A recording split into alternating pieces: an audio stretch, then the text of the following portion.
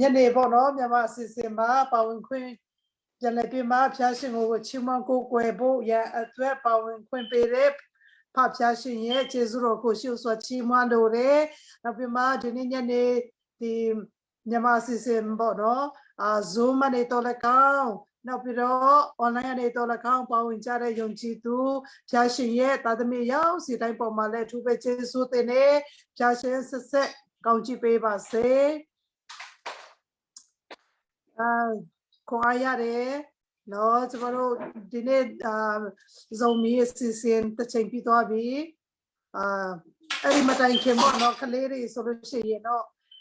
Sunday school တက်ရတယ်ပေါ့နော်သူတို့ Sunday school တက်ရတယ် Zoom နဲ့ Sunday school တက်တာ3ချိန်မြောက်ပြီးတဲ့အခါမှာလူကြီးတွေပေါ့နော်အားလုံးအတင်းတော်လူယုံကြည်သူအားလုံးပြန်ပြီးမှစုစည်းပြီးမှကျွန်တော်တို့ကိုကိုယ်ချင်း၄ချိန်မြောက်ပြီးပြီအခု၅ချိန်မြောက်ဖြစ်တယ်ခဏနေကြရင်ညနေ၈နာရီမှာပေါ့နော်ကျွန်တော်တို့တစ်ချိန်ရှိသေးတယ်ဆိုတော့ကျေးဇူးတော်ပါပဲလို့ကျွန်တော်တို့ဒီမှာဒီမြင်နေရတဲ့မျက်နှာတွေပဲဆိုပြီးမှပေါ့နော်ကျွန်တော်တို့မငင်းငွေကြရအောင်လို့ဘာဖြစ်လို့လဲဆိုလို့ရှိရင်နော်ဒီမြင်နေရတဲ့မျက်နှာတွေမြင်ခွင့်ရတာတော့မှဖခင်ရဲ့ကျေးဇူးတော်ဖြစ်တယ်လို့ဟာလေလုယာနော်ဖခင်ကျေးဇူးတော်ကြောင့်တာနေကျွန်တော်တို့ဒီကဲတော့မြင်တွေ့နိုင်နေအတူတကွပေါ့နော်ဖခင်ရဲ့မျက်မှောက်တော်မှာကျွန်တော်တို့ချီးမွမ်းကိုးကွယ်ခွင့်ရတာဖြစ်တယ်ဖခင်ရှင်ပြင်ဆင်ပေးတဲ့အချိန်တည်းဖြစ်တယ်ဒါကြောင့်ဖခင်ခင်စီမရတဲ့နော်အခွင့်အရေးပေါ့နော်အခွင့်အရေးကောင်းဖြစ်တယ်အဲ့ဒီအတွက်ကြောင့်ကျွန်တော်တို့စပီမာအောင်မလျှော့တန်းဖခင်ရဲ့မျက်မှောက်တော်ကိုရှာပြီးမှဆက်လက်ပြီးမှကျွန်တော်တို့ပါဝင်ကြရအောင်လို့ဖေခေါ်ချင်တယ်နော်ကျွန်မရှိမှာနော်မြန်မာစီစဉ်မှာဦးဆောင်သွားကြတဲ့သာသမီရောက်စီတိုင်းပေါ့နော် worship မှာတော့လည်းကောင်းချမင်းဆူတောင်းခြင်းပဲဖြစ်ပေါ့နော်ဦးဆောင်သွားတဲ့လူတွေတကယ်ပဲကျွန်တော်ဝိညာဉ်တော်နဲ့တရှင်ပြီးမှဝိညာဉ်တော်ဖျားအသုံးပြုတယ်ဆိုတာကိုကျွန်မခန်းစားရတယ်ဒါပေမဲ့ဒီနေ့နေ့လည်းမှာလဲပေါ့နော်ထိုနည်းသူစွာဝတ်ပြုစီဝေးတဲ့အချိန်မှာလည်းကျွန်မလိုပဲခန်းစားရပါတယ်လို့တရှင်တော်ဝိညာဉ်တော်ဟာဒီအစီအစဉ်မှာသူအလုံးလုံးနေတာဖြစ်တယ်နော်ကျွန်တော်တို့ကိုနားထောင်စေခြင်းနဲ့ရရှိစေခြင်းနဲ့နှုတ်ကပတ်တော်ကိုပေါ့နော်ဝင်ငါတဲ့ခါနေတာဖြစ်တယ်ဒါကြောင့်ကျွန်တော်တို့ဖျားရဲ့အတန်ကိုကြားချင်းဖြစ်ပေါ့နော်ကျွန်တော်တို့အသက်တာမှာဝမ်းမြောက်ခြင်းလွတ်မြောက်ခြင်းနော်ကောင်းခြင်းမင်္ဂလာတွေကျွန်တော်တို့ခံစားအတိအကျခံစားရတာဖြစ်တယ်တယောက်နဲ့တယောက်ခံစားရတဲ့ကောင်းခြင်းမင်္ဂလာခြင်းတော့တူချင်းမှတူမယ်နော်ဒါပေမဲ့မတူရင်လည်းကျွန်တော်တို့လိုအပ်တဲ့အရာကိုကျွန်တော်တို့ဖျားရှင်ကချပေးနေတာဖြစ်တယ်ဟာလေလုယာနော်လိုအပ်တဲ့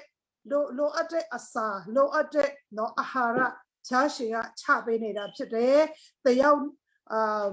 နဲ့တယောက်ပေါ့နော်ကျွန်တော်တို့ခွန်အားရတဲ့ဟာချင်းတော့တူညီမှာတူမှာမဟုတ်ဘူးဒါပေမဲ့ကျွန်တော်တို့အတွက်ဖျားချပေးတဲ့နော်အသက်ဖျားချပေးတဲ့အစာဖျားရှင်ချပေးတဲ့အာဟာရတာလည်းပေါ့နော်ကျွန်တော်တို့အတွက်ကောင်းချီးဖြစ်ပါတယ်လို့ဟာလေလုယာကျွန်မဒီနေ့ညနေမှာလည်းနှုတ်ကပတ်တော်ဝင်ငါခွင့်ရတဲ့အတွက်ကြောင့်အထူးပဲကျေးဇူးတင်နေဆိုတော့ကျွန်မဒီနေ့ညနေမှာနှုတ်ကပတ်တော်အနေငယ်ဝင်ငါဖို့ရအတွက်ပေါ့နော်ကျွန်မရွေးချယ်ထားတဲ့ဂျမ်ပိုက်ကတော့ဗာလဲဆိုလို့ရှိရင်ကျွန်တော်တို့အာမုတ်ထဲမှာနော်အာမုတ်အနာဂတိကျမ်းထဲမှာအာမုတ်အနာဂတိကျမ်းအခန်းကြီး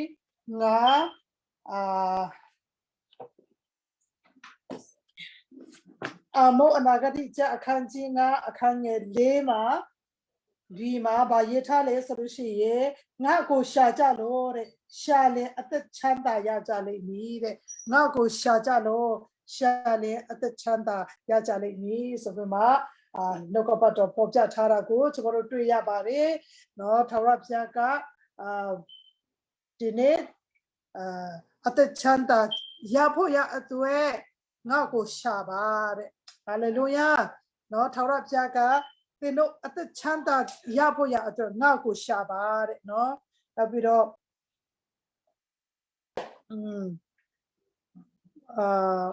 ဒီ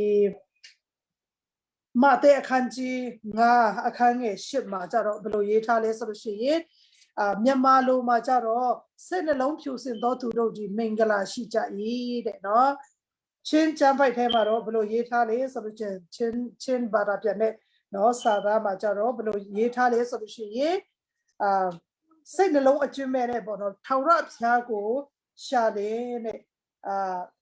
lung sim tak pi to pasien zong mi ten pasien muding ai manena pasien muding hi chi no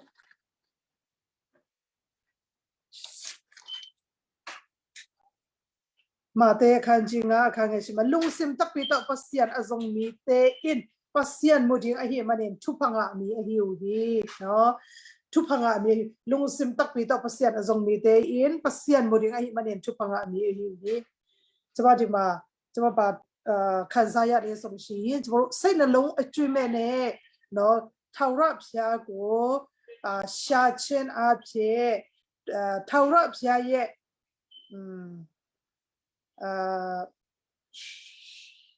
အသက်เนาะထာဝရဘုရားရဲ့အသက်ကောင်းကြီးเนาะကျွန်တော်တို့ရရှိနိုင်တာဖြစ်တယ်လို့เนาะဒီနေ့ကျွန်တော်တို့အရောက်စီတိုင်းကိုတသက်ခံခွင့်ပေးမယ်ဆိုလို့ရှိရင်เนาะပါရီနော်ဘလို့ထာဝရအသက်ကိုငါဘလို့ရတယ်လဲနော်ဗါလဲအသက်ချမ်းသာခြင်းထာဝရအသက်ကိုငါဘလို့ရတယ်လဲရရှိတယ်လဲဆိုတဲ့အချက်ပေါ့နော်တက်တက်ခံခိုင်းတယ်ဆိုလို့ရှိရင်နော်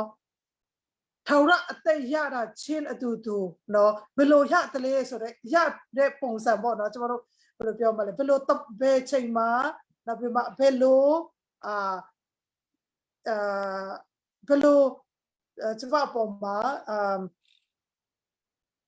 ဘယ်အချိန်မှာနော်ဘယ်လိုနဲ့ရတယ်ဆိုတဲ့အပိုင်းကတော့သူ့မှာမဟုတ်ဘူးပေါ့နော်ဒါပေမဲ့သူညီတာတစ်ခုကတော့ဗာလဲဆိုလို့ရှိရင်အကျွမ်းမဲ့နှလုံးစိတ်နှလုံးအကျွမ်းမဲ့နဲ့ရှာတဲ့အခါမှာနော်ရှာတဲ့အခါမှာဖယားဟာအတွေ့ခံတယ်နော်စိတ်နှလုံးအကျွမ်းမဲ့နဲ့ရှာတဲ့အခါမှာဖျားတဲ့ခင်ကသူအတွေ့ခံတယ်နော်ဖျားရှင်ကိုတွေ့တဲ့လူကကောင်းခြင်းမင်္ဂလာခံစားတော်သူဖြစ်တယ်မင်္ဂလာရှိတော်သူဖြစ်တယ်ဟာလေလုယာဖျားရှင်ကိုတွေ့ခြင်းအဖြစ်ထာဝရအသက်နဲ့နော်ထာဝရအသက်ရရှိပြီးထာဝရအသက်နဲ့အတူနော်မင်္ဂလာရှိတဲ့အသက်တာကောင်းခြင်းမင်္ဂလာနော်ဆက်နွယ်ပြီးမှခံစားရတာဖြစ်ပါတယ်လို့ဟာလေလုယာဒါကြောင့်ဒီနေ့ကျွန်တော်တို့ထာဝရဘုရားကငါ့ကိုရှာပါတဲ့အသက်ချမ်းသာရမယ်တဲ့ဟာလေလုယာငါ့ကိုရှာပါအသက်ချမ်းသာရမယ်တဲ့နောက်ပြီးတော့စိတ်နှလုံးအကျွမ်းမဲ့နဲ့သူ့ကိုရှာလဲရှာအတွေ့ခံတော်ဖျားရှင်ဖြစ်တယ်နော်ထာဝရဘုရားကိုရှာတွေ့တော်သူဟာမင်္ဂလာရှိတော်သူဖြစ်တယ်ဟာလေလုယာဟာလေလုယာဟာလေလုယာဒါကြောင့်ခုနကကျွန်တော်တို့တခြင်းနဲ့ဆိုသွားတယ်နော်ထိုမင်္ဂလာမတပါနော်ယေရှုခရစ်တော်အဖြစ်ရတဲ့ကောင်းကြီးထိုမင်္ဂလာနော်ထိုမင်္ဂလာမတပါအခြားသောမင်္ဂလာမရှိဘူးတဲ့ဟာလေလုယာနော်ယေရှုမတပါအခြားသောမင်္ဂလာတာရွေ့မြတ်တဲ့မင်္ဂလာမရှိဘူးလောကမှာရှာတယ်ဆိုတဲ့အခါမှာနော်ကျွန်တော်တို့နေ့စဉ်အသက်ရှင်တဲ့အခါမှာကျွန်တော်တို့အသက်ရှင်နေ့စဉ်အသက်ရှင်ဖို့ရအတွက်နော်လိုအပ်တဲ့အရာတွေကိုကျွန်တော်တို့ရှာဖွေတယ်နော်ရှာဖွေတယ်စုဆောင်းတယ်နော်ရှာဖွေတယ်စုဆောင်းတယ်နော်အမျိုးမျိုးပဲစူးစမ်းကြတယ်နော်ဒီအရာတွေကမကောင်းဘူးမဟုတ်ပါဘူးဒီအရာတွေကကောင်းပါတယ်လှုပ်ဆောင်ရမယ့်အရာတွေဘာဒါပေမဲ့ရှာချင်းဆိုတဲ့နေရာမှာရှာဖို့အဓိကပထမဦးဆုံးရှာဖို့အတွက်ကတော့ထာဝရအသက်ရရှိဖို့ရအတွက်ကျွန်တော်တို့ရှာဖို့ရအတွက်အရေးကြီးဆုံးပဲဖြစ်ပါတယ်ဟာလေလုယာထာဝရအသက်ကနော်ရချင်းအဖြစ်ထိုထာဝရအသက်ထာဝရဆိုကြတဲ့ကထာဝရဖြစ်ပါတယ်ဟာလေလုယာထာဝရဆိုကြတဲ့ကထာဝရဖြစ်တယ်ထာဝရဆိုတာနော်ဒီ ဖျားဒီကျမတို့ရတဲ့ထောင်ရအသက်ကနော်ထောင်ရအသက်ဖြစ်တယ်ကျမတို့ရတဲ့အသက်ကထောင်ရအသက်ဖြစ်တယ်ဒါပေမဲ့ဒီလောကနဲ့ပတ်သက်ပြီးမှရှာဖွေတဲ့အရာမှန်သမျှဟာလောကနဲ့အတူပေါ့နော်ခဏတာလင်ဖြစ်တယ်နော်ခဏတာလင်ဖြစ်တယ်မတည်မြဲဘူးဒီလောကပင်လင်မတည်မြဲတဲ့လောကဖြစ်တဲ့အတိုင်းပေါ့နော်ဒီကမ္ဘာမြေကြီးလည်းတည်မှာမဟုတ်ဘူးနော်ကောင်းကင်လက်ဟပြင်မှာရှိတဲ့အရာတွေလည်းတည်မှာမဟုတ်ဘူးနော်တည်မဲ့အရာတပါးပဲရှိတယ်နော်ထောင်ရဖျားတာလည်းတည်မှာဖြစ်တယ်ထောင်ရဖျားတာလည်းအမြဲထောင်ရတည်မှာဖြစ်တယ်ဒါကြောင့်ကျမတို့ရှာရမဲ့အရာမြောက်များစွာရှိတယ်နော်ရှာတဲ့အရာမြောက်များစွာရှိတယ်ဒါပေမဲ့ရှာရတဲ့အရာအားလုံးထဲမှာအမှုမြတ်ဆုံးနဲ့နော်လူတိုင်းအတွက်လိုအပ်ဆုံးရှာဖွေဖို့ရလိုအပ်ဆုံးအရာကသက်တာခြင်းရဖို့ထောင်ရအသက်ရဖို့ဖြစ်တယ်ဟာလေလုယာနော်ထိုအရာကိုကျွန်တော်တို့ရှာတတ်ခြင်းအဖြစ်ထောင်ရအသက်ကိုရမှာဖြစ်တယ်ဒါကြောင့်ကျွန်တော်တို့ဒီနော်ဘယ်လိုရှာတတ်မလဲနော်ဘယ်လိုရှာရမလဲဘယ်လိုရှာတတ်မလဲနော်ကျွန်တော်တို့ကြည့်တဲ့အခါမှာကျွန်မပေမှာတွေ့ရတယ်လေဆိုလို့ရှိရင်ကျွန်တော်တို့ဒီသခင်ယေရှုခရစ်တော်ကိုယ်တိုင်ကပြောထားလဲနော်သခင်ယေရှုခရစ်တော်ကိုယ်တိုင်ကကျွန်တော်တို့ကိုတချို့ကဘယ်လိုရှာအဲ့ဒီထောင်ရအသက်ကိုဘယ်လိုရှာလဲဆိုလို့ရှိရင်ရှင်ယောဟန်အခန်းကြီး9အခန်းငယ်39မှာနော်ရှင်ယောဟန်အခန်းကြီး9အခန်းငယ်39မှာနော်တချို့ကဘယ်လိုရှာတယ်လဲဆိုတာကိုကျွန်တော်တို့အဲ့မှာသခင်ယေရှုခရစ်တော်ပြောတယ်တချို့ကနော်အဲ့ဒီထောင်ရအသက်ရဖို့ဘယ်လိုရှာတယ်လဲကျမ်းစာအဖြစ်ထောင်ရအသက်ကိုရမည်ဟုစိတ်ထင်နဲ့ဒီတို့ဒီကျမ်းစာကိုစိတ်ကြည့်ရှုကြ၏တဲ့ထိုကျမ်းစာပင်ငါဤတသက်ဖြစ်၏ကျမ်းစာဆိုတာနော်သခင်ယေရှုခရစ်တော်နဲ့သက်ဆိုင်တဲ့အရာဖြစ်တယ်နော်သက်ဆိုင်တဲ့သူ့ရဲ့တည်င်းတော်ပါပဲဒါပေမဲ့နော်ကျမ်းစာဖတ်ခြင်းအဖြစ်အဲ့ဒီထောင်ရအသက်ရှာတွေ့မှာနော်ကျမ်းစာဖတ်ခြင်းအဖြစ်ထောင်ရအသက်ရမယ်ဆိုပြီးမှအဲ့ဒီတချိန်တုန်းကပေါ့နော်ဒီတကယ့်ကျမ်းတဲ့ပုဂ္ဂိုလ်များဖာရိရှဲများနော်ဇိပရိုဟိတ်အကြီးအကဲများမှာစနော်ဘာတရဲ့ကိုင်းဆိုင်တဲ့လူတွေကကျမ်းစာကိုစိတ်ကြည့်ရှုပြီးမှဖတ်လိမ့်ရှိပါတယ်ဒါပေမဲ့နော်သခင်ယေရှုခရစ်တော်ကကျမ်းစာဖတ်ယုံပဲဖတ်ခြင်းအဖြစ်ထောင်ရအသက်ကိုရတာမဟုတ်ဘူးတဲ့နော်ထောင်ရအသက်ကိုရတာမဟုတ်ဘူးတဲ့ထောင်ရအသက်ဒီကျမ်းစာဟာခရစ်တော်နဲ့ဆက်ဆိုင်တဲ့သူ့ရဲ့တည်င်းတော်သူ့ရဲ့စကားတော်ပါပဲဒါပေမဲ့ဖတ်ယုံနဲ့ထောင်ရအသက်ကိုရတာမဟုတ်ဘူးနော်ဘယ်လိုရမလဲ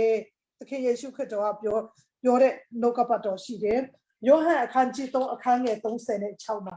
ယောဟန်အခန်းကြီး3အခန်းငယ်36ကိုကျွန်တော်တို့ကြည့်တဲ့အခါမှာအဲ့ဒီမှာအတိအလင်းသခင်ယေရှုခရစ်တော်ကပြောထားတဲ့နှုတ်ကပတ်တော်ရှိတယ်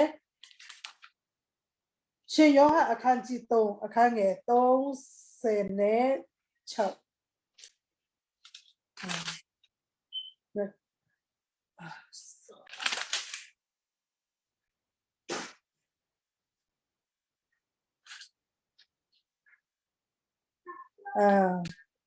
သားတော်ကိုယုံကြည်တော်သူသည်ထောင်ရအသက်ကိုရ၏သားတော်ကိုပယ်တော်သူမူကားအသက်ကိုမတွေ့ရထိုသူဤအပေါ်၌ထောင်ရဖျားသခင်ဤအမျက်တော်တည်နေသည်ဟုယေရှုယောဟန်ဟောလေ၏နော်ဒီမှာယောဟန်ဟောလေ၏တဲ့နော်ဒီမှာကျွန်တော်တို့ဘာတွေ့ရလဲဆိုလို့ရှိရင်သားတော်ဆိုတဲ့ယေရှုခရစ်တော်ကိုယုံကြည်ခြင်းအဖြစ်ပါလင်ထောင်ရအသက်ရတယ်တဲ့ဟာလေလုယာနော်သားတော်ဖြစ်တဲ့ယေရှုခရစ်တော်ကိုပဲကိုယုံကြည်လိုက်ခြင်းအဖြစ်ထောင်ရအသက်ကိုရတာဖြစ်တယ်ကျမ်းစာဖတ်ခြင်းနဲ့နော်ဘာသာရေးကိုင်းဆိုင်ခြင်းအဖြစ်ထောင်ရအသက်ဆိုတဲ့နော်ဆရာခင်ပေးတဲ့ခရစ်တော်ပေးတဲ့နော်ဒီအသက်ကိုကျွန်တော်တို့ရမှာမဟုတ်ဘဲနဲ့သူ့ကိုယုံကြည်ခြင်းအဖြစ်နော်ဘုရားသခင်ရဲ့သားတော်ဖြစ်တယ်ဆိုပြီးမှထိုသားတော်ကိုယုံကြည်လိုက်ခြင်းအဖြစ်သာလင်ထောင်ရအသက်ကိုရမှာဖြစ်တယ်ဟာလေလုယာ။ဒါကြောင့်ဒီနေ့ကျွန်တော်တို့ထောင်ရအသက်ကို ရှာပထမဆုံးအနေနဲ့ကျွန်တော်တို့ရှာဖို့ရအတွက်လိုအပ်ဆုံးအရာเนาะရှာတဲ့တဲ့အရာရှာထိုက်တဲ့အရာလူတိုင်းရှာပြီးမှเนาะတွေ့နိုင်တဲ့အရာကထာဝရအသက်ဖြစ်တယ်เนาะတကယ်ပဲစိတ်နှလုံးအကျွမ်းမဲ့နဲ့ရှာရင်တကယ်ပဲထိုထာဝရအသက်ကိုရပါတယ်လို့ဒီဓမ္မဆရာတချို့က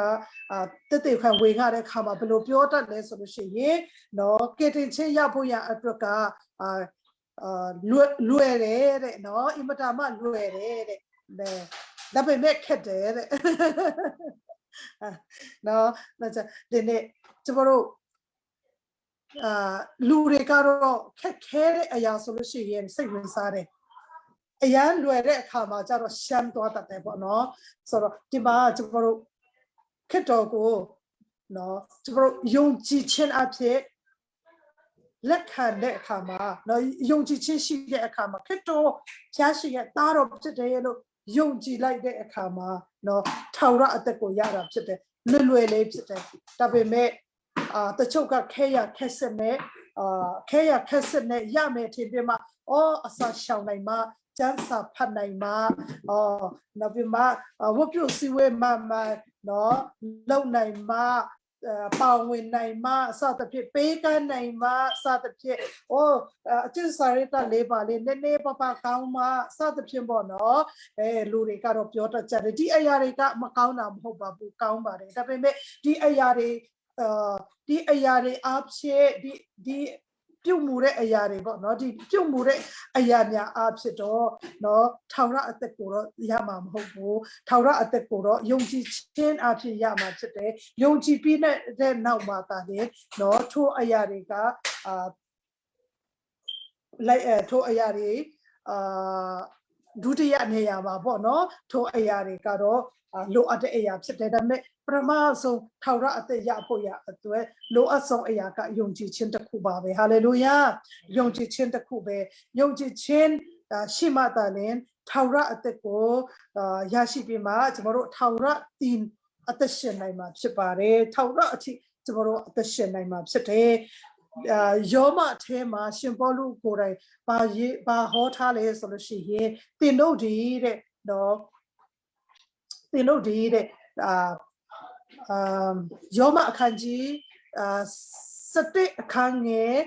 19မှာသင်တို့ဒီတဲ့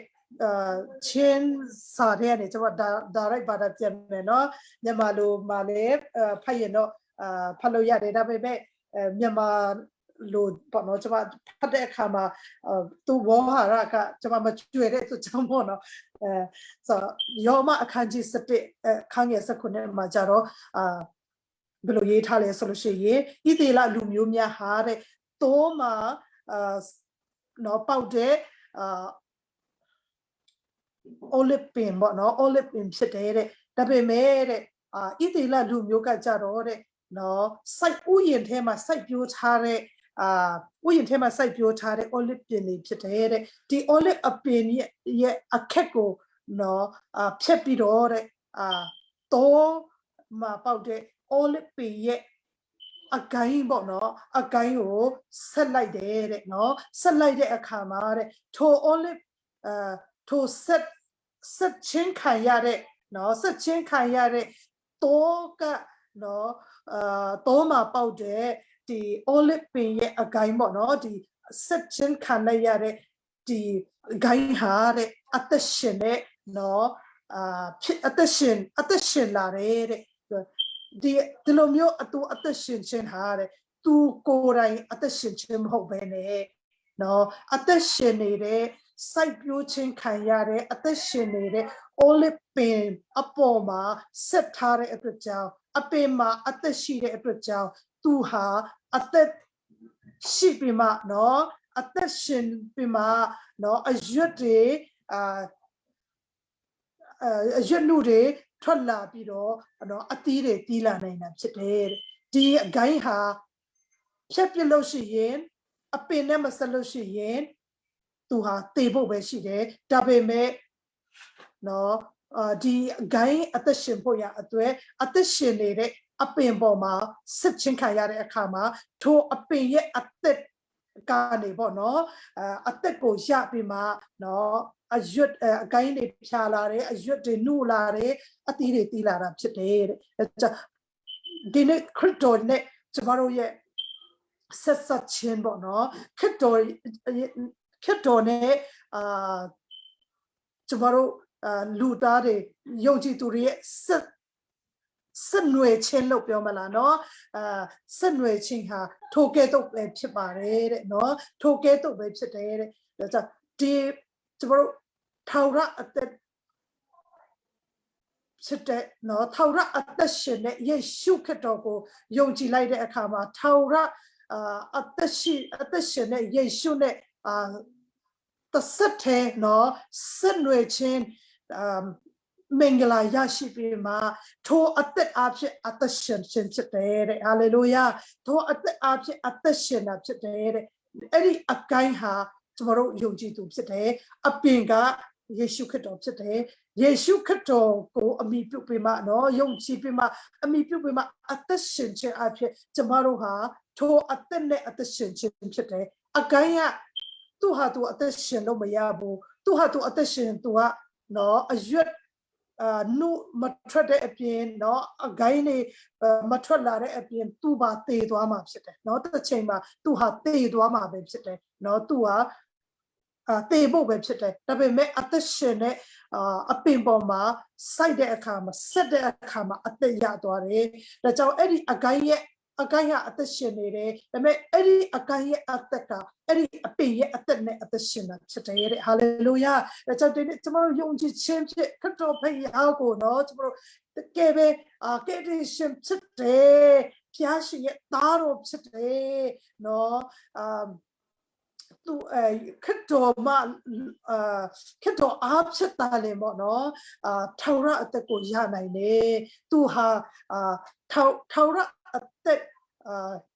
ရှိတော်သူဖြစ်တယ်ဆိုပေမဲ့နော်ကျွန်တော်တို့တကယ်ပဲယုံကြည်တဲ့အခါမှာသူနဲ့ကျွန်တော်တို့ဆက်နွယ်တဲ့နော်ဆက်နွယ်ရှင်အသက်ကိုရရှိပြီးမှသူဟာအသက်ရှင်နေသူတာလင်သူအသက်အားဖြစ်တာလေကျွန်တော်တို့ဟာအသက်ရှင်နိုင်တာဖြစ်တယ်ဟာလေလုယာသူအားဖြစ်တာလေကျွန်တော်တို့အသက်ရှင်လှုပ်ရှားပြီးမှနော်အသက်ရှင်လှုပ်ရှားပြီးမှမင်္ဂလာဆိုတဲ့နော်ကောင်းကြီးထာဝရအသက်ရရှိရုံတာမဟုတ်ဘဲနဲ့ထာဝရအသက်နဲ့ဆက်ဆိုင်တဲ့အဂိုင်းတစ်များဟာလေလုယာနော်အရွတ်တစ်များအသီးများကျွန်တော်တို့နော်ဘယ်လိုပြောဝေစာတီးနိုင်တာဖြစ်တယ်ဟာလေလုယာတီးလာနိုင်မှာဖြစ်တယ်လို့ဟာလေလုယာဒါကြောင့်ဒီနေ့တဲ့နဲ့ကျွန်ုပ်ရဲ့အတ္တဟာခရစ်တော်ဖျားကိုယုံစိတ်နှလုံးအကျွေးမဲ့နဲ့တော့တကယ်ပဲသူ့ကိုကယ်တင်ရှင်အဖြစ်ယုံကြည်လက်ခံတဲ့နောက်ပိုင်းမှာသူအသက်နဲ့ကျွန်တော်ဟာအသက်ရှင်နေတာဖြစ်တယ်နော်သူအသက်နဲ့ကျွန်တော်အသက်ရှင်နေတာဖြစ်တယ်နော်ကျွန်မဒီနေ့မနေ့ပေါ့နော်ကျွန်မနည်းနည်းတက်ခံနိုင်မယ်ဒီမှာကျွန်မမျိုးသားပေါ့နော်ပတ်တော်ကမနေ့စောဤသူတင်နန်းတက်တယ်ဒီ FEBC ကျောင်းတက်တဲ့အချိန်မှာပေါ့နော်အဲ့ဒီကျွန်မဒီနောက်ပိုင်းလေးအဖျားလေးသူတို့ဒီဗာလဲဆွေးနွေးတဲ့အချိန်မှာကျွန်တော်နားထောင်မိတဲ့အရာတခုတယောက်ရဲ့တက်တေခံချို့ကျွန်မပြန်ပြမနိုင်ငယ်ဝင်ငါချင်တယ်သူကဘာပြောလဲဆိုလို့ရှိရင်သူ့အမေသူ born again ဖြစ်ခါစမှာတဲ့သူ့အမေကဆုံးသွားတယ်တဲ့သူ့အမေဆုံးသွားတဲ့အခါမှာတဲ့အရန်ပဲသူအော်တဲ့အရာတခုပေါ့နော်သူ့မှာထူးခြားတဲ့အရာပေါ့နော်သူခွန်အားနဲ့သူဘယ်လိုပြောမလဲသူခွန်အားနဲ့စူးစမ်းပြီးမှရနိုင်မဲ့အရာမဟုတ်တဲ့တက်တေခါချက်တခုပေါ့နော်သူတက်တေခါနာသူ့အမေကသူဘောနကန်ဖြစ်ခါစားမှာသူ့အမေဆုံးသွားတယ်တဲ့သူဆုံးတဲ့အခါမှာတဲ့သူညီကိုမောင်နှမတွေသူ့အဖေကစားပေါ့နော်သူတို့လည်းနေမကောင်းဖြစ်ကြတယ်တဲ့ပေါ့နော်အဲ့ဒီအချိန်မှာတကယ်ပဲစိတ်ဆင်းရဲပြီးမှဝမ်းနေချင်းနဲ့ကြုံတွေ့နေရတဲ့အချိန်ဖြစ်တယ်တဲ့ဒါပေမဲ့တဲ့ အဲ့ဒီအချိန်မှာသူ့မှာထူးခြားတဲ့လက္ခဏာတစ်ခုပါလဲဆိုလို့ရှိရင်သူကတဲ့နော်အဲ့ဒီမှာသူကသူ့အမေကိုကြည့်တဲ့အခါမှာသူ့အမေကခေါ်ရင်လည်းမထူးတော့ဘူးပေါ့နော်သေပြီဆိုတော့အဲ့ဒီအခါမှာဒါပေမဲ့ဝမ်းနေဖို့ငိုကြွေးဖို့ပဲရှိတယ်တဲ့ဒါပေမဲ့သူ့အမေကိုကြည့်လိုက်တော့တဲ့သူကသူ့အမေကိုသူ့အမေလို့သူမမြင်တော့ဘူးတဲ့နော်အဲ့ဒီအလောင်းကိုကျွန်မပြောချင်တာအလောင်းကိုပေါ့နော်အလောင်းကိုသူ့အမေဆိုပြီးမှပေါ့နော်သူအထဲကနေပေါ့နော်သူဘယ်လိုမြင်လိုက်လဲဆိုလို့ရှိရင်အဲ့ဒီအလောင်းကသူ့အမေမဟုတ်ဘူးဆိုပြီးမှသူမြင်လိုက်တယ်တဲ့နော်အဲ့လိုမြင်တဲ့အခါမှာအဲ့ဒီအလောင်းကိုဘယ်လိုပြောသူ့အမေရဲ့အလောင်းဖြစ်ပေမဲ့ပေါ့နော်သူ့အမေမဟုတ်တော့ဘူးဆိုပြီးမှသူ့စိတ်နှလုံးသားထဲမှာပေါ့နော်အဲ့ဒီဘယ်လိုပြောမလဲအဲ့ဒီအသိဉာဏ်ဝင်လာခြင်းအဖြစ်တဲ့နော်သူငိုကြွေးမဲ့မျက်ရည်တွေအားလုံးရက်စဲသွားပြီးမှတဲ့နော်သူဟာနှစ်သိမ့်မှုရရှိပြီးမှတဲ့သူ့မိသားစုတွေကိုလည်းသူ့ပတ်ဝန်းကျင်မှာရှိဝမ်းနဲ့ချေခွဲတဲ့လူတွေကိုလည်းသူကအားပေးနှစ်သိမ့်နိုင်တယ်တဲ့နော်အဲ့လိုမျိုးသူတက်တက်ခံသွားတာကိုကျွန်မအရင်ပဲဘယ်လိုပြောအဲ့ဒီတက်တက်ခံချက်ပေါ့နော်ပြန်လေပြမကျွန်မခွန်အားရတယ်ကျွန်မဝင်ငါချင်တာဖြစ်တယ်ပြောချင်တာကတော့သူ့အမေသူ့အထဲမှာဒီသူ့အမေရဲ့အလောင်းလူအနေနဲ့လူမျက်စိနဲ့ကြည့်ရင်တော့နော်လူအုံနောက်နဲ့စဉ်းစားရင်တော့သူ့အမေရဲ့အလောင်းပါပဲဒါပေမဲ့ဝိညာဉ်မျက်စိနဲ့ဝိညာဉ်မျက်စိပွင့်ပြီးမှဝိညာဉ်မျက်စိနဲ့ကြည့်လိုက်တဲ့အခါမှာဝိညာဉ်တော်ကမဆတ်ဝိညာဉ်မျက်စိဖွင့်လိုက်တဲ့အခါမှာနော်ဖွင့်ပေးတဲ့အခါမှာဝိညာဉ်မျက်စိဖွင့်ပေးတဲ့အခါမှာအဲ့ဒီအလောင်းအဲ့ဒါအလောင်းတာလင်ဖြစ်ပြီးမှသူ့အမေကတော့နော်တကယ်စစ်မှန်တဲ့သူ့အမေကနော်ထောင်ရအသက်ပြောချင်တာကစစ်မှန်တဲ့သူ့အမေကအဲ့ဒီတည်နေတဲ့အလောင်းမဟုတ်ဘူးပေါ့နော်တည်နေတဲ့အလောင်းမဟုတ်ဘူးပေါ့နော်ပြောချင်တာသူ့အမေကစစ်မှန်တဲ့အသက်နဲ့အသက်ရှင်နေဆိုတာဝိညာဉ်တော်ကမြင်တွေ့စေတာဖြစ်တယ်ဆိုဒီမှာဒီနေ့တော့ကျွန်တော်အသက်ရှင်တဲ့အခါမှာနော်ကျွန်တော်အသက်ရှင်နေလို့ကျွန်တော်အရင်ဖြစ်စေချင်တာကဘာလဲဆိုလို့ရှိရင်ကိုမရှင်တော့ဘဲနဲ့ခရစ်တော်ပဲရှင်နေလို့ကိုလည်းအမြဲတမ်းကျွန်မပြောတဲ့အတိုင်းပေါ့နော်အမြဲတမ်းကျွန်မပြောလို့ရှိတဲ့အတိုင်းပဲကိုမရှင်တော့ဘဲနဲ့ခရစ်တော်ရှင်နေခရစ်တော်ပေးတဲ့အသက်နဲ့ခရစ်တော်ပဲရှင်တယ်လို့ကိုမြင်စေချင်တယ်။ဘာဖြစ်လို့လဲဆိုလို့ရှိရင်အဲ့လိုမမြင်ဘူးဆိုလို့ရှိရင်ပေါ့နော်အဲ့လိုမမြင်တတ်သေးတဲ့ရွေးကတော့ဝမ်းနဲ့လွယ်တယ်လူကလေဝမ်းနဲ့လွယ်တယ်ဘာလဲနွမ်းလွယ်တယ်ပေါ့နော်ပန်းပွင့်လို့စဉ်းစားမယ်ဆိုလို့ရှိရင်ခဏပဲပွင့်ပြီးမှတွေ့ချောက်သွားတယ်နွမ်းညိုသွားတယ်ပေါ့နော်ဟာရော့သွားတတ်တယ်စိတ်ပြတ်သွားတတ်တယ်စိတ်ကျသွားတတ်တယ်သူကဥပမာငါအမေကဒါမှမဟုတ်ငါအဖေကပေါ့နော်သားသမီးအချင်းသူ့ကိုကြတော့ပူချစ်တယ်ငါ့ကိုကြတော့ဒီလိုဆက်ဆံတယ်စသဖြင့်ပေါ့နော်အဲ့လိုမျိုးကျွန်တော်ပြောချင်တာဗာလဲဆိုလို့ရှိရင်အားငယ်တဲ့စိတ်ဟာဝင်လွယ်တယ်ပေါ့နော်ဝင်ပြီးမှကိုဟာအသက်ရှင်တယ်လို့နော်ကိုခရစ်တော်အသက်မရှင်စေတဲ့ရွေ့ကိုဟာအသက်ရှင်နေတာဖြစ်တယ်ကိုအသက်ရှင်နေတဲ့ရွေ့ကတော့ဗာလဲဆိုလို့ရှိရင်ကိုအသက်ရှင်နေတဲ့ရွေ့ကိုရဲ့အထဲမှာ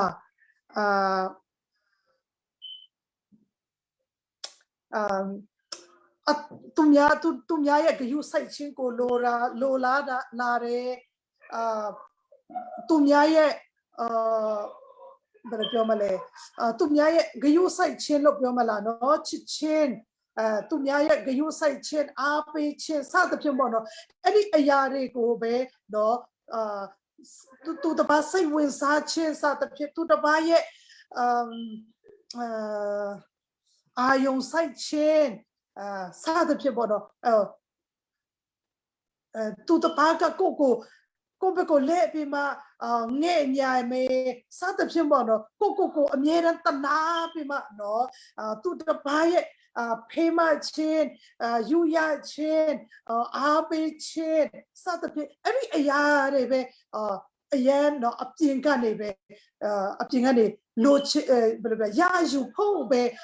sana ship ma bono ko mera tana pima elo upting can elo maya de akama maya bu so pima ko twe tema bono elo kanzaya de achema one day pima chekwe pima no elo say macau pima elo kansa tata chete that's how today Kato ye atene atashene akama no kato ha bari ke you site le no kato ka amyo to yin san yare bari yin san yatale no zipro he de chanta pokore na pe ma bata ye gaung saung ne na pi do au so re byin ne bo no byin male ne ana shi de bo noလူကြီးတွေနော်စစ်ဘူချုပ်ကြီးတွေစသဖြင့်ပေါ့နော်ငယ်တဲ့လူနဲ့ရင်ဆိုင်ရတယ်လို့အကြီးနဲ့လည်းရင်ဆိုင်ရတယ်နောက်ပြီးမှအကြီးကဲနဲ့လည်းရင်ဆိုင်ရတယ်နော်အလွာအမျိုးမျိုးပါပဲအငယ်တန်းလွာအလဲတန်းအထက်တန်းလွာရင်ဆိုင်ရတယ်ဒါပေမဲ့ခရစ်တော်ကအဲ့ဒါကို तू ကအမှုမထားဘူးပေါ့နော်လူတွေကသူ့ကိုဘာလုပ်လဲဆိုလို့ရှိရင်သူနှုတ်ကပတ်တော်ဝင်ရတာတော့သဘောကျတယ်ခွန်အားလည်းရတယ်ဒါပေမဲ့သူ့ကိုကြတော့ညင်းပယ်တယ်နော်သူ့ကိုကြတော့ငါဖျားသားဖြစ်တယ်ဖျားသခင်ထာမလာတဲ့နော်သားတော်ဖြစ်တယ်ဆိုပြီးမှပြောတဲ့အခါမှာလူတွေကသူ့ကိုမလို့ချင်ဘူးညင်းပယ်ကြတယ်နမိတ်လက္ခဏာလောက်တယ်ပြုတ်တယ်လူတွေကတော့သူ့ကိုဆက်ပြီးမှသူ့နောက်လိုက်တဲ့လူရှိတယ်လို့သူ့ကိုညင်းပယ်တတ်ကြတယ်သူ့ကိုအပြစ်ရှာတယ်ပေါ့နော်သူ့ကိုထောင်ချောက်တွေထောင်ပြီးမှသူ့ကိုပြဿနာရှာတယ်ဒါပေမဲ့ခရစ်တော်ကအဲ့ဒါတွေသူအမှုမထားပါဘူးနော်ဇစ်ပရိုဟိတ်မင်းတွေကဟာငါကိုကယူမဆိုင်ဘူးနော်ဒီအကြီးကဲတွေကဟာငါကိုနေရမပေးပါလားစသဖြင့်ဒီအပြစ်မှာဖြစ်ပျက်သမျှခရစ်တော်ကဒီအရာတွေနော်တခုမှလောကအရာနဲ့ပတ်သက်နေတဲ့ဒီအရာများနော်ရာချိုးနဲ့ပတ်သက်တဲ့အရာနဲ့ဒီအရာတွေတခုမှ तू ကဂရုတောင်မစိုက်ဘူးပြန်လဲမတုံ့ပြန်ဘူးနော် तू လှုပ်ချင်တဲ့အရာဖျားသခင်က तू နော်ဖျားသခင်ထံကနေနော် तू ဘာအတွက်ဒီဘာလဲလောကကို तू လာတယ် तू လောက်ဆောင်မဲ့အလုပ်နော် तू အဖရဲ့အလုပ်လောက်ဆောင်စေချင်တဲ့အလုပ်တာလည်းပြီးစီဖို့ तू ဟာအသက်ရှင်ပြီးမှ तू လောက်သွားတာဖြစ်တယ်ဟာလေလုယာနော် तू ဂယုမဆိုင်ဘူးနော်ဒီအရာတွေအပြင်ကအရာတွေကို तू ဂယုမဆိုင်ဘူးအဲကြောင့်ဒီနေ့ယုံကြည်သူညီကိုမောင်နှမများကျွန်တော်တို့ဟာထောင်ရအသက်ကိုရပြီဆိုလို့ရှိရင်ထောင်ရအသက်ရပြီဆိုလို့ရှိရင်ဒီမှာခရစ်တော်ကိုရနေတာဖြစ်တယ်ဒါကြောင့်ခရစ်တော်အသက်ရှင်နေသူကျွန်တော်အသက်ရှင်ကြရအောင်နော်ကိုတနာညာတာပြီးမှနော်ဝမ်းနေခြင်းမျိုးနော်ဒီနေ့ကိုအသက်ရှင်နေခြင်းတာကိုအသက်ရှင်နေတာဖြစ်တယ်ဒါကြောင့်ကိုယ်တိုင်အသက်မရှင်တော့ဘဲနဲ့နော်ကိုယ်တိုင်အသက်ရှင်ရင်သူတစ်ပါးရဲ့ချီးကျူးခြင်းသူတစ်ပါးရဲ့လက်ခုပ်တီးခြင်းအားပေးခြင်းနော်သူတစ်ပါးရဲ့တနာခြင်းအမြဲတမ်းလိုချင်မှာဖြစ်တယ်ဒါပေမဲ့ဒီနေ့ကိုမရှင်တော့ဘဲနဲ့ခရစ်တော်ရှင်တယ်ဆိုလို့ရှိရင်ခရစ်တော်ကနော်သူကိုတနာဖို့သူကမတောင်းဆိုဘူးသူကပဲသူ့အထဲကနေနော်သူကပဲသူတပါအတွက်ကောင်းကြီးဖြစ်ဖို့ရန်အတွက်သူအသက်ရှင်သွားတာဖြစ်တယ်ဟာလေလုယာနော်သူကဗလဲနာမကျမ်းဖြစ်တဲ့လူကိုတနာစရာကောင်းတဲ့လူကိုလူများဆုံးဖြတ်ခြင်းခံရတဲ့လူကိုနောက်ပြီးမှဗလဲအပြစ်ရှိတယ်ဆိုပြီးမှလူတွေလက်ညှိုးထိုးပြီးမှနော်ဝိုင်းပယ်တဲ့လူတွေနော်ဒီလူတွေကိုနော်လူအားလုံးကိုသူချစ်တဲ့အတွက်ကြောင့်နော်သူထန်လာလို့တဲ့လူတိုင်းကိုသူကခေါ်ဖိတ်ပြီးမှနော်လာခိုင်းပြီးမှသူတို့အတွက်လိုအပ်တဲ့အမှုကိုသူတို့အပေါ်မှာသူဆောင်ရွက်သွားတယ်ဟာလေလုယာဒါကြောင့်ဒီနေ့သင်တဲ့ကျွန်တော်အထက်မှာတကယ်ပဲထောက်ရအသက်ရှိပြီဆိုရင် ထောရအသက်ဖြစ်တဲ့ယေရှုရှိပြီဆိုလို့ရှိရင်ယေရှုရှင်တဲ့ဤသူကျွန်တော်တို့ရှင်ဖို့ရအတွက်သူတပားမြင်နိုင်ပါစေဟာလေလုယာသူကျွန်တော်တို့ယေရှုရှင်တဲ့ဤသူကျွန်တော်တို့ရှင်ပြမှာနော်ရှင်ထိုရှင်ချင်းအရာနော်လူများမြင်တွေ့ဖို့ရအတွက်ကျွန်တော်တို့ဒီနေ့အသက်ရှင်ချင်းနော်အသက်ရှင်ခြင်းနဲ့ကျွန်တော်တို့အသက်ရှင်ကြရအောင်ဟာလေလုယာလူတွေကိုမြင်တွေ့စေရအောင်ကြားသိစေရအောင်အာမင်နော်ယေရှုကနော်ခမဲတော်ဖျားထိုင်ပဲလို့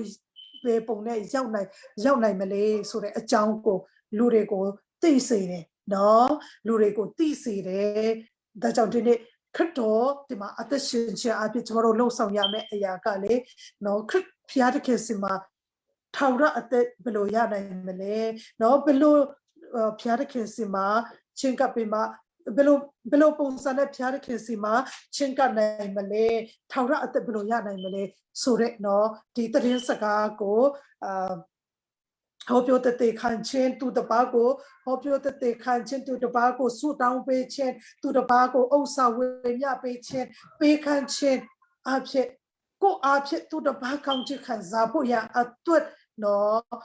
ကျွန်တော်တို့အသက်ရှင်ကြရအောင်လို့ဟာလေလုယာနော်အသက်ရှင်ကြရအောင်သူတပါး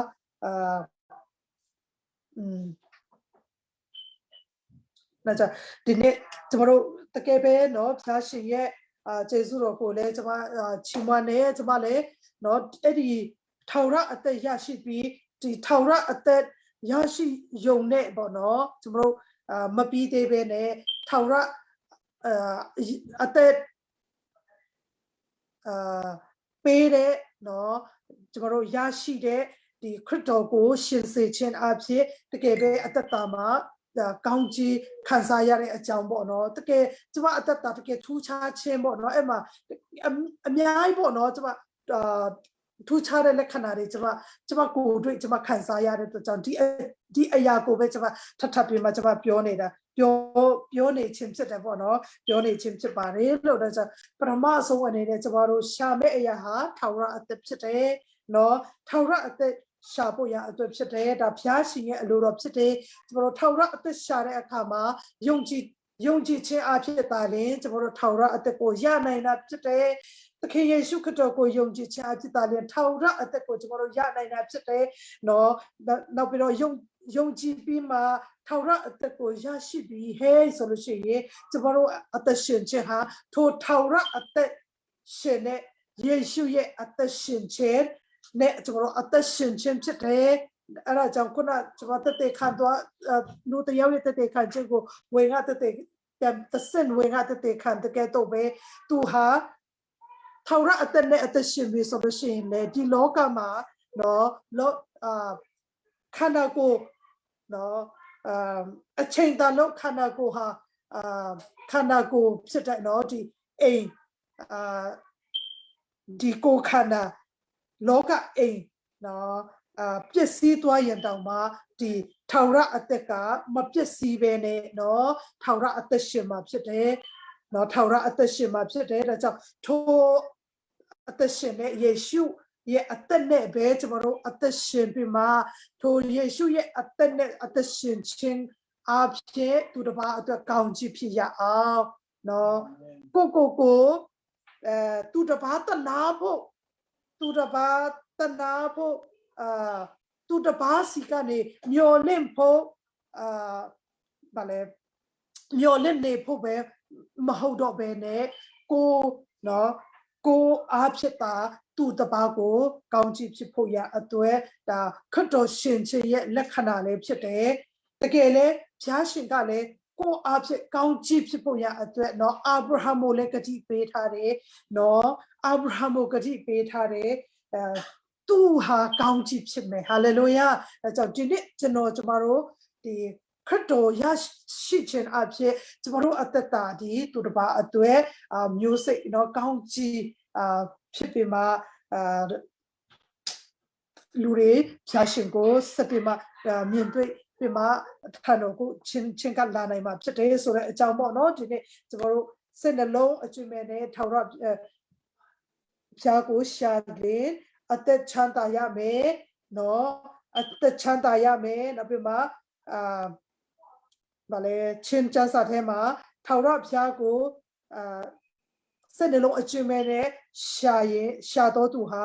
ထာဝရဘုရားကိုရှာတွေ့မယ်တဲ့နော်ကျွန်တော်တို့ထာဝရဘုရားကိုစိတ်နှလုံးအကျွမ်းမဲ့နဲ့ကျွန်တော်တို့သခင်ယေရှုခရစ်တော်ကိုယုံကြည်လက်ခံခြင်းအပြင်ကျွန်တော်တို့ထာဝရဘုရားကို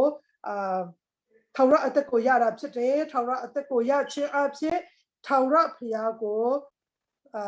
ကျွန်တော်တို့ရရှိခြင်းဖြစ်တယ်ဗာလဲနောက်ဆုံးစကားတစ်ခုပေါ့နော်မိတ်သွားထာဝရအသက်ဗာလဲထာဝရအသက်ကိုထာဝရအသက်ဖြစ်တဲ့နော်ထာဝရဘုရားကိုရရှိခြင်းဟာကောင်းကြီးဖြစ်တဲ့အတွေ့အကြုံပေါ့နော်ကိုဟာကောင်းကြီးဖြစ်တယ်ဆိုတဲ့အကြောင်းပေါ့နော်နောက်ဆုံးပေးအနေနဲ့ကျွန်မပြောချင်ပါတယ်လို့ရောက်စီတိုင်းဖျားရှင်ကောင်းကြီးပေးပါစေ